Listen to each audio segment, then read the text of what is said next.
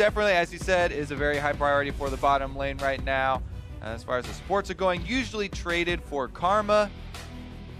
But we'll have to take a look first at the ban phase. Top lane already getting targeted out, and they want to whittle down Zig once again. This guy is just consistently receiving so many bans from the enemy team.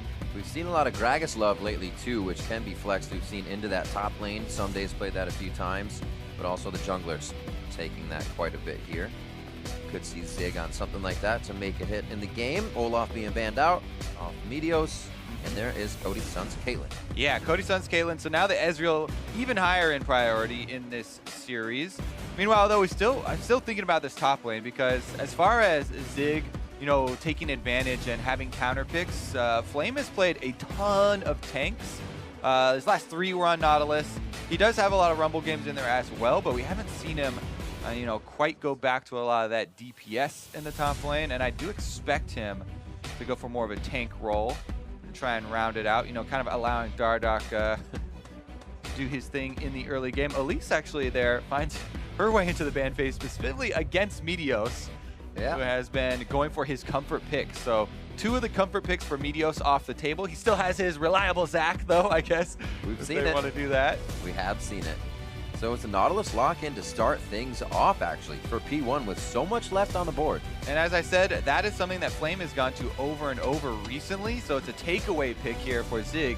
Instead of letting him have that and go for the counter pick, Nautilus right now is the king of the tanks there after the nerfs to Maokai.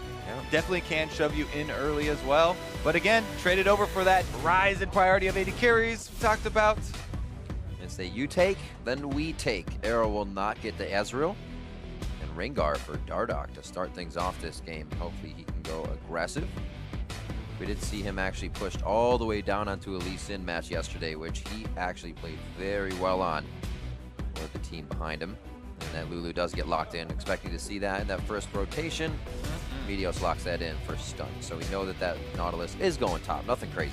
Yeah, definitely true. It's still a flexible pick. Yeah, you're right. We always got to keep that in mind. Honestly, though, let's see. 80 carry role could be answered. I guess as far as those 3 comfort picks we listed off, they have an option of trying to grab one of those for Meteos because he's been targeted already, and there we go.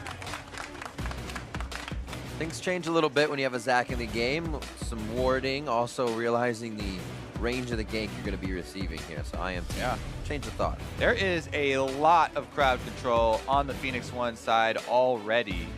And with the 80 carries also being whittled down a little bit, I actually would expect Immortals, you know, maybe even to follow the second round bans up with an Ashe and a Varus maybe to really pinch down onto Arrow's champion pool next, as Phoenix1 decided to grab Meteos, his Zac, in the first round instead of matching roles. 10 seconds to that first ban phase 2. Whoa, taking their time here. Actually, I'm going to choose Ashe. Yep, exactly what I said. Ashe and probably Varus maybe to follow that up. As far as whittling back down on the 80 carry champion pool there for Arrow in the bottom lane. Do what Phoenix1 rounded out with here, though, because as they have a lot of crowd control, they need a lot of damage here in the back lines to back it up. Lulu definitely helps out with attack speed boost. I'm a little sad they banned the cog. I want to see it. Yeah, I mean, it is the newer Varus, so definitely did receive some nerfs. I think people are still comfortable with going with the little bit newer version of the build with the Hurricane and Infinity Edge, though. We'll see if Arrow actually does like that build or not. Final ban here for Phoenix1. They do target that mid lane. Not an Orianna. It's actually going to be a Syndra, which gives Full Belter a bit of a chance to ball situation here for Dardoch, if they choose so. And another shield coming in from Cody's son for Flame on Shen. The old Shen Rengar combo for the deep diving with a little bit of extra safety for that assassin. If Dardoch, you know, does go for a lot of these super aggressive plays we've been seeing from him, this is one of his most comfortable champions, the Rengar. He really likes to try and snowball, and now he may have his good old buddy Flame in the top lane to be able to join him. Still waiting for one more. Mid lane Ryu and that Jace. Let's see what the AD carry comes in as.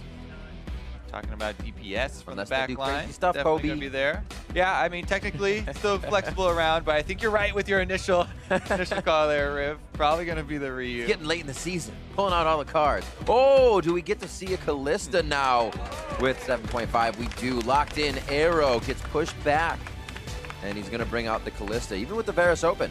Yeah, it's interesting because seeing the Jace and Callista, you think a little bit more early game oriented, but you know, Lulu does provide some extra attack speed scaling there for you as you're getting further into the game. And Zac is actually one of the tanks that scales pretty well too. So Phoenix1, you know, they don't have to worry too much about later in the game, but they definitely do have a lot of options for earlier as far as the high-powered starts. Callista doesn't need to wait on a whole bunch of multiplying crit item builds. Can get right in there. New Blade of the Rune King's very nice. Hurricane's always very good for her. We'll see what Pobelter can do with the Assassin trying to match Ryu here. I think they have enough shields with the Karma, the Shen. Instead of the Orianna, they put in the Ahri for Pobelter. A little more carry potential there for himself. See what he can do up against Ryu in the mid lane. Slippery 80 carries, hard to catch for these junglers, but the junglers also having pretty much unhindered initiations here. Once they get their ultimates, they can slingshot in on side. Meteos, Dardoch in, so I think we're going to see some pretty awesome fights coming into this game. Definitely is interesting because Immortals with a very clear strategy here in the picks and bans. You know, they double ban Meteos on his comfort champions to try and punish this smaller pool that we've seen. And the thing with Zac is, yeah, he does, you know, scale pretty nicely once you get some cooldown reduction and a lot of the items coming in. However, Rengar can take advantage of him early. Zac does like, I believe that graphic is wrong, by the way, because I'm looking at Meteos' face, and that is not Inori on Zac, by the way. The beard is just too Unless powerful. he takes off the Meteos mask right now. There it goes. It's Mission Impossible. So it is going to be Meteos on Zac as we head in. Hashtag P1 win. Hashtag IMT win as we get in onto the Rift. We are going to see who can move up in the standings. Like we said, if P1 can continue to top of the rest of these teams on their list, Immortals, C9, TSM, does not look easy. They will be in a very good spot.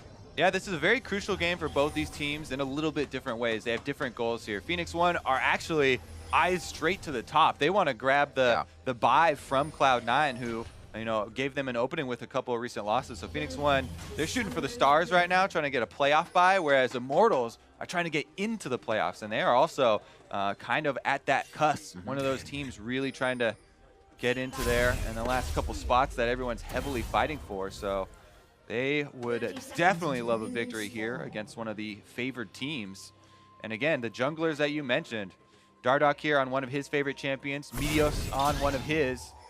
Definitely early game advantage can go to Rengar. We've seen a lot of Rengar invades recently.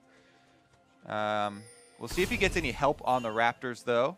The recent nerfs that we are on 7.5 did hurt him decently as far as how much damage he's going to take early. Armor reduction, as well as less health gained back from his W on the camps. Pobelter could, on Ahri, go over and give him one of those orbs to try and AoE down the full camp. That helps a lot. And it looks like there won't be an invade to stop him, but maybe there will be an invade here on the Phoenix1 side. Meteos is starting top, so they won't find a jungler. The fake invade down there. That's pretty nice. Pobelter making sure he actually gets the return orb through for a little bit more damage. Yeah. I do know that Dardoch's top. It's super nice for Rengar, especially after those nerfs, to get a help on those Raptors. Yeah. And nobody takes any of them, so he's able to get the full experience as well. This is actually setting him up quite nicely to go for an invade. As I said, Zac early on can get very low in the jungler. Usually Zac doesn't worry about it too much because it's actually more efficient than you heal off your blobs, as their current health is the cost. However, if someone invades you, especially an assassin, then it does become a problem. At the moment, though, just going standard route there for Meteos, and I do expect him to just go for the clear, trying to level up. A little bit more points in the slingshot can give you a lot more impact in your ganks.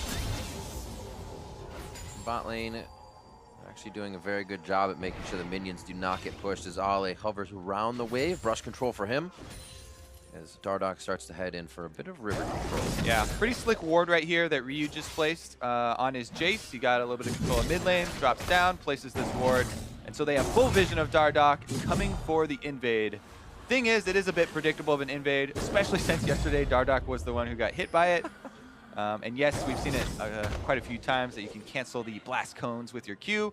Midos knows he's in there, but see what they can do about it. Pretty big collapse onto Dardoch. A bit too predictable, maybe. It was a good call from Immortals to let Dardoch know. Did they give him enough time? No, the auto attack from Arrow, and he can knock it out. Flash down as well. Yeah, jungle is the area you really cannot be predictable. And you could tell that Phoenix1 also saw their games yesterday. The early ward there, they're expecting this invade. It is a Rengar favored early matchup, and Dardoch walks right into it. Good collapse from Phoenix1 though to get that first blood for themselves. Meteos also up to that level 4, so Zach started scaling already, trying to take down the Krugs. He just wants to farm away for a little bit longer, and Zig, he's got other ideas about mid lane. Looks like they may try to blow this flash. He flashes in to make sure they get it. A trade for success in Ryu. So Zig being very nice to Ryu in the mid lane. Actually taking a few tower shots for his trouble as well. Yeah, before that, maybe there was an option of him walking back up. Now he's definitely going to go back to base. But again, here's another look at this invade. As soon as the lanes start collapsing, Dardoch says, oh, I got to get out of here. But it is just too late. That was very well done there by Phoenix1. This red buff, not too bad for Arrow. Oh yeah. He'll be very happy with that. You can see already rending immediately to get Cody's son a little trouble in lane, slow him down, make sure the auto attacks of stunt can count more, and now they continue to push him back with this red buff. So many little things playing in favor of them after they kept getting pushed in by Ole. It's got to feel good. Oh yeah, plus later in the game they feel even more comfortable. I mean, early on, you got to be scared of Rengar, especially with the first uses of his ultimate. But now that Dardoch is behind, dying there on that invade, I mean, later on, Arrow gets to rely on the Kalista ultimate to save Stunt, whereas Stunt can use his ultimate to save Arrow, and there's a lot of defenses against the all-in. Here goes a repeat, though. Some Meteos coming in. Bit of a whoopsie, but with no flash, you can afford to make a few of those. Pobelter is going to go ahead and just try to make this last a little bit longer. They work on that flash being down, and they may just come back very soon.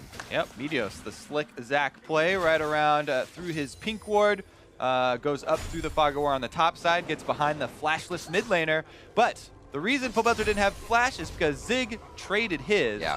And Dardoch is trying to punish the top laner who doesn't have flash. He's definitely more tanky.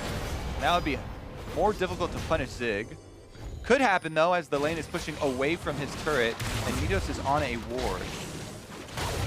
Does come out of this quite healthy, but once they see him go down, it may activate Dardoch. He's slowly waiting. Riptide goes out. Would actually be a nice time to go in for that chase. Doesn't have the flash, and he actually can't get around minions enough to get Dredgeline to the wall. He's going to go down for his troubles here. Great job by Dardoch and Flame to work on that flash being down on the top side. Yep, patience does pay off there, and they are able to punish both players for the mid lane play where flashes were traded. I have to say, as Zig, when Flame is getting so low like that, you kind of expect that there's a jungler there, right? Because Flame was getting super aggressive when he was against the big minion wave and he was fairly low health. But not going to read that, not going to back off, and they do award a kill going over to Immortals here. Dardoch maybe back on track. Now he's level 6 and he can go for that level 6 Rengar gank. See what he can actually do with it, what lane he'll try and punish. Currently, the bottom lane for Phoenix1 don't have their ultimates yet to try and defend against that, but they'll get them quickly. It looks like Dardoch is going straight for the bottom side, though, to try and get them before they have the ult. Ooh, push it back right into it to the skies for Ryu here. Make it count! Not gonna happen. Almost takes down Pobelter immediately. We do see that gank going down in the bot lane. Not too much low HP bars on the left side. Lets us know not too severe. But Pobelter is having trouble in that mid lane right now. Yeah, Dardoch actually did end up using his ultimate there as well. But a good back off from Phoenix1. They were able to blow just the heal and flash off of Stunt for the defensive purposes there to evade the Rengar ulti. Now there is a summoner advantage for Immortals in the bottom lane, but let's take another look at how it happened. Obviously, the Phoenix1 squad know that this is their bit of vulnerable state. They don't have their ults yet, but able to get away. That was quite a bit of damage if they were able to hit it. Good. Nice roam by Ole coming up. Quick resolve on to Ryu, locks him down. They pick up another kill. Dardoch getting another kill to get in this one. Yeah, not sitting on their laurels here for Immortals bottom lane. You know, they take their small advantage of forcing the Phoenix1 bottom lane back, and really good roam here from Ole. Comes in, still has the ignite to take down Ryu, and Ryu doesn't even bother flashing since he was already cornered and dead. Both teams keeping up with some pretty nice fundamentals. Flash is down, work the flash. P1 was really the first one to come out of the gates. Immortals able to answer back, really just evening up the game. It looks like it's 0-0 on the top side. Yeah. And it's 2-2 and even goal. Feels like both teams are playing way better offense than they are defense right now. As a lot of the moves are actually working out rather than being disengaged. Now, the Phoenix1 bottom lane both have their level 6s though, so they'll be a lot more confident. And we'll see Dardoch probably turn his attention towards other lanes. Just made another visit towards that top side, but Zig is safe at home.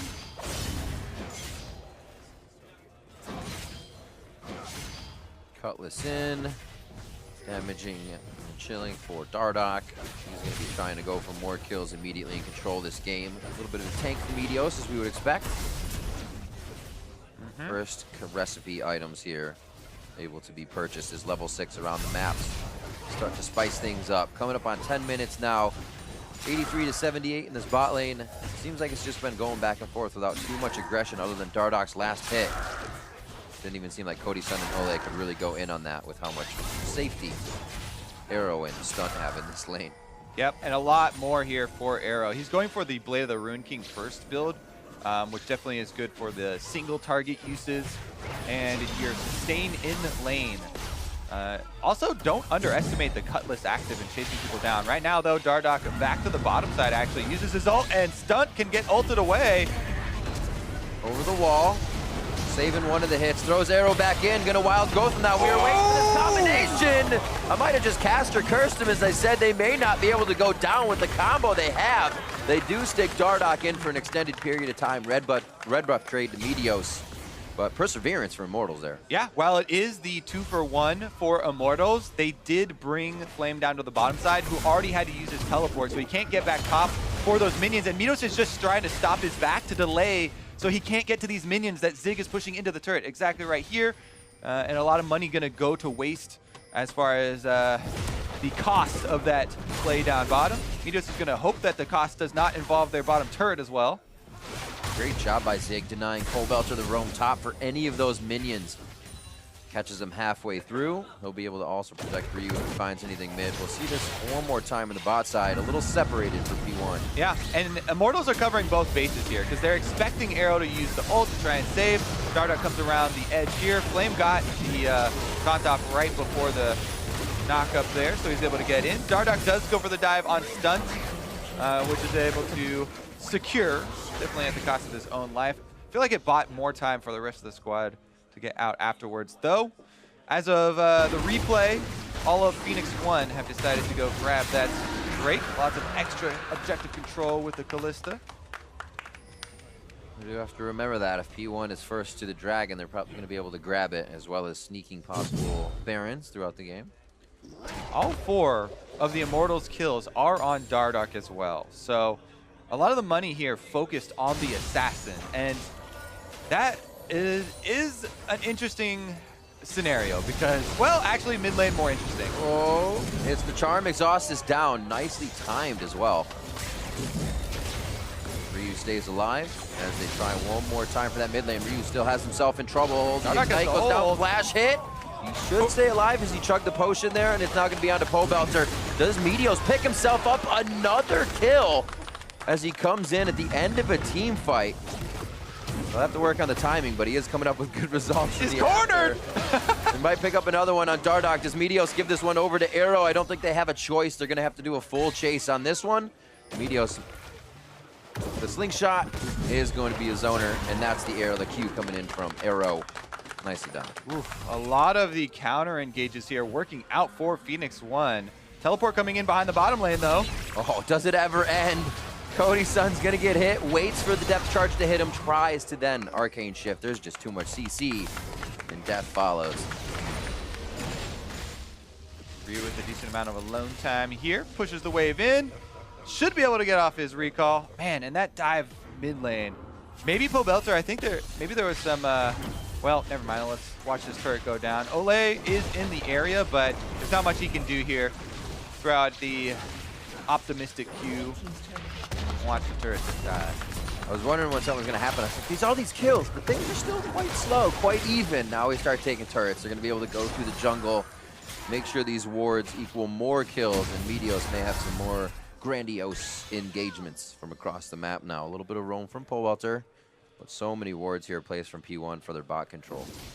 Yeah, it's looking like a very good game for Meteos here, and really just speaks again to their strategy of getting him his comfort picks. They haven't tried to mold to the meta of junglers right now at all. He's just like the junglers he's known for, his favorite ones that we've seen him play over and over, the Elise, the Zac, the Olaf, right back to those. Yeah. And they spend an early round pick on the Zac, even though it has weaknesses in the early game. They're very well aware of these weaknesses, and that's what leads to them, you know, warding for the invade of the expected Rengar move towards his red buff, you know, that we've actually even seen just yesterday. So very common and fairly expected, and they're able to make that counter move. Then he's also got a lot of counter ganks towards the mid lane and towards the bottom lane after aggressive Immortals plays. And now he's scaling up very nicely, because if you get your Ninja Tabby early, that's a really nice baseline for armor defenses, and you can go into Spirit Visions, which is one of Zac's favorite items. Really, let's take a look at this though. Found me a ninja. Nicely done. Anyways, the Spirit Vision's so good for Zac because you get cooldown reduction with him, which is one of his favorite stats. Plus, obviously, the extra healing works perfectly with his kit. Feels good. It's probably one of my favorite items in League, if I had to say. Yeah. Maybe I should play Zac. It's one of those ones with a lot of value that doesn't have an active, so you don't have to worry about remembering to use that to get the full value out. Zig's gonna do some Spider-Man moves here, get away on the bottom side as they trade turrets. As a support, you find yourself playing piano with your actives as you go in, so that's why it's nice. P1 now pushing the top side pretty hard. Zig's able to easily stop Codysun and Ole on the bot, and they may be able to just power through this one. Looks like they will back off, not knowing when Pobelter left the lane, and also having Dardoch able to zero somebody out. Yeah. Inferno Drake for Phoenix1. They're feeling pretty good about themselves through these last few trades. Now, their vision has been cleared out a bit. They haven't had too bad of vision, but just recently they lost a lot of their bottom side wards, and all their control wards on the top side, so they'll need to travel in packs when they go try and get that back. 1 minute and 27 seconds left on the next Drake, so they have a bit of time to work with it. But neither of these teams really are in a situation where they want to, you know, hand over objectives without any sort of confrontation. So I do expect Phoenix1 to get some more vision shifted down to that Dragon side in the next 30 seconds or so. He's still taking his toll on the mid turret here. Jace so good at that. Yeah, I wonder how much they're going to try to bait this one in. It was stunt and arrow just on the back. So like you said, forward vision has been cleared, so they don't know how risky they can be at this point. 42 seconds on Cloud Drake. They'll regain this bot side control. No, they won't have that shrine vision. Yeah, you know, we always talk about preparation, and this is such a good example of that. 30 seconds left. They send their top laner with teleport back to the top lane.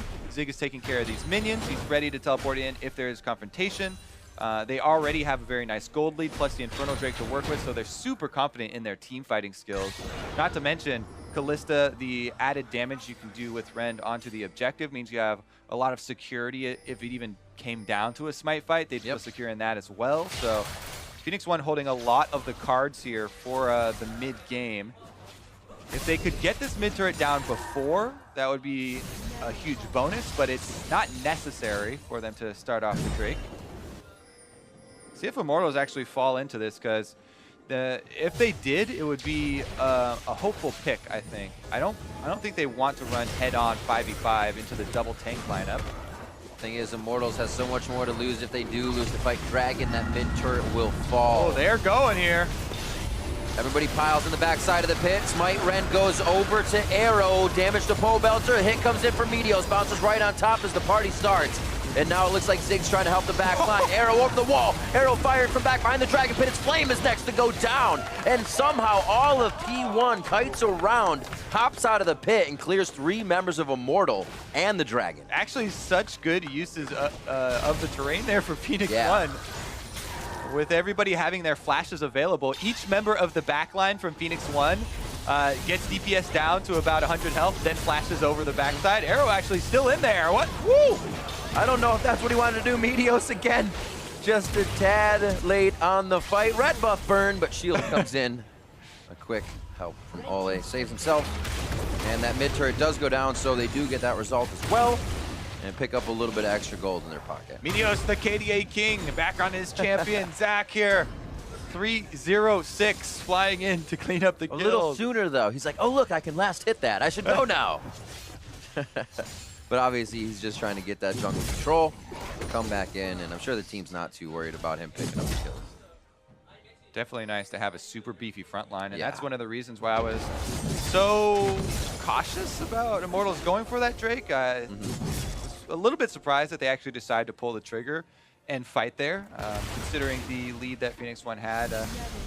But good usage there by Phoenix1 to have all their carries use the terrain to their advantage, jumping out the backside after they got low, and the tanks were very happy to sit in there and get out their DPS. At this stage in the game, by the way, Zach and Nautilus still do, very respectable damage, especially if it's a long fight in that pit where there's burning you down slowly with their rotation of skills, as well as the Sunfire and Cinderhulk burn. Dardoch going to find Meteos here on his red. Will he go for the smites? He's got vision. Too slow, though. Meteos getting it out. Haha. Dodge a taunt as well. It's fancy feet over here. Nicely done. The Baron will be up. I'm not sure we do have the damage for that just yet. Oh, on the Pole Belter. Should be quite all right. They got the double knockup. Wild Growth as soon as Let's Bounce was just about to end. Anchor toss onto Ole. You think you're safe, but P1 just keeps coming out of the woodwork. Yeah, they're really working off. They're spiking here from Phoenix1. Pretty good snowball going ahead. They should be able to get one of these. The side lanes are both pushing, so there's always an option to transition into a side lane. They do have a decent amount of gold for themselves in inventory that they could go purchase with, and they don't have to stick around and go try and meet up with one of these side minion waves. Wow, they're actually turning directly to Baron. Control wards down, and actually burning through it very quickly. I guess with that Ballista, they are able to do quite a bit of damage, pull in another fight if they want it. A little split on this, but Meteos isn't going down right away, so they have the chance to just kind of walk Immortals around, figure out the fight they do want to take. Depth charge onto Dardoch. The follow's going to be there through the gate, and they are going to get him down. That's Ryu's kill coming through. And the extended chases in favor of P1 now do not spell good things for Immortals. And one of the reasons Phoenix1 go for that and immediately pull off to get the kill is because those side waves, they didn't have to go to them. Now, Pole Belter's trying to tend to the top one, and they return to this control ward on the Baron. Now back to business as usual. No smite for Immortals available. Exactly. Even though it wasn't even a 50-50 with the Rend on one side.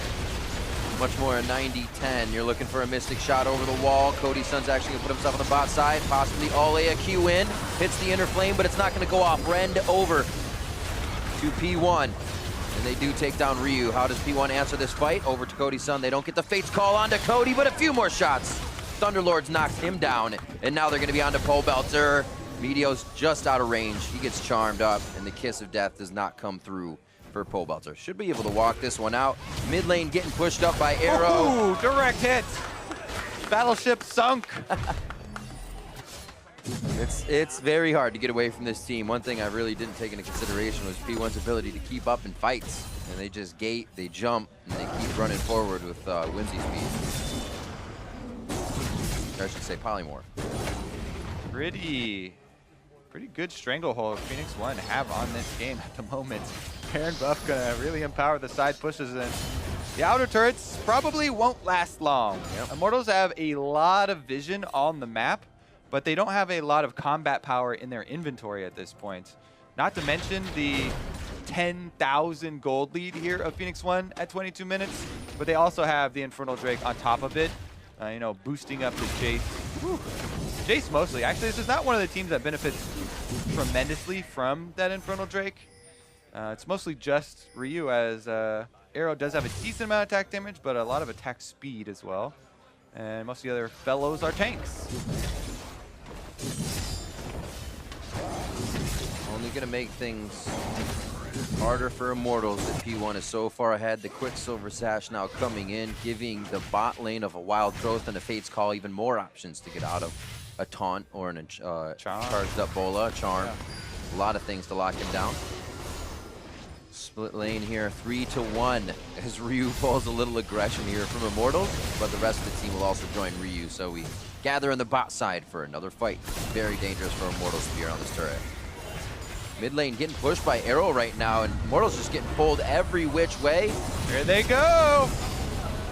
Good flash from Very Arrow. nice flash over the wall. Actually pulls the Stand United in. Meteos with a quick slingshot over the wall. Stunt gets the Fate Call in. Wild Growths himself thinking it's going to be a little too dangerous.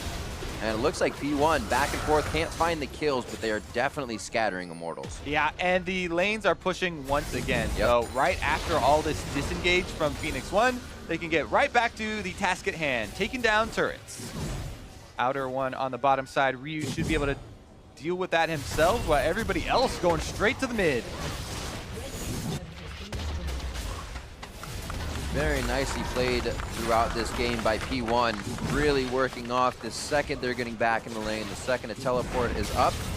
Playing that cross map and making sure Immortals cannot get back into the game. A hook onto Flame. Is that the kill they even want?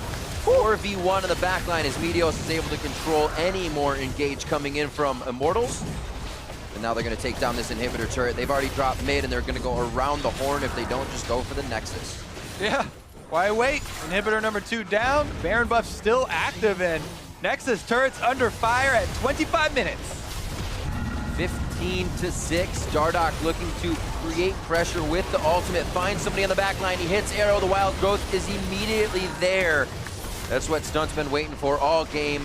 Finger on the trigger, ready to save his 80 carry. And P1 bringing out the Callista composition.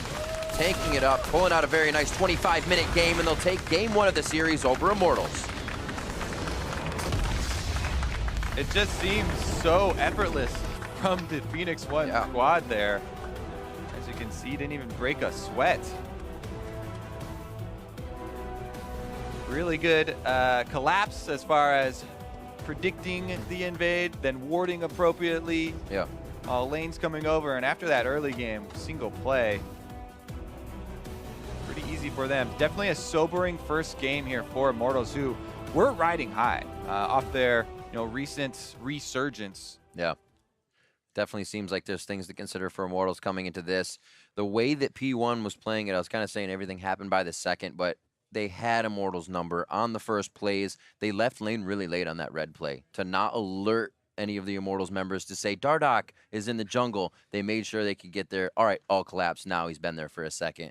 And then everything just kind of seemed to turn against Immortals, and they weren't even really trying much other than a few side lane ganks. Yeah, there are a lot of things wrong with that early red play. I mean, not only did we see that exact play or very close to that play used against Dardoch just yesterday, but you have to be expecting it. You have to expect that your opponent is going to think, oh yeah, I'm Zach, I'm going to get low. Definitely there's a vulnerability there. Meteos has played a ton of the champion. In solo queue, it happens a lot where you get invaded like that. Ryu in the coordinated games gets to place a ward for his jungler. Yeah. Thank you very much. Everybody, all mid laners around the world, take note. Protect your jungle entrances when you have a weaker jungler there. And yeah, able to just collapse right onto Dardoch. Also, nice guy Zig coming in early game. Flash for Ryu. Get that kill over onto Pobelter. A lot of little things in the early game here for P1 to take that win. Now for a deeper dive into that P1 win, let's check in with our analysts. Thank you very much, gentlemen. Yes, we are here to talk about the fact that Phoenix1 did take down Immortals in quick fashion here in game 1. Honestly, almost a speed run. And I want to talk about the fact that we're going to start with Tom. What?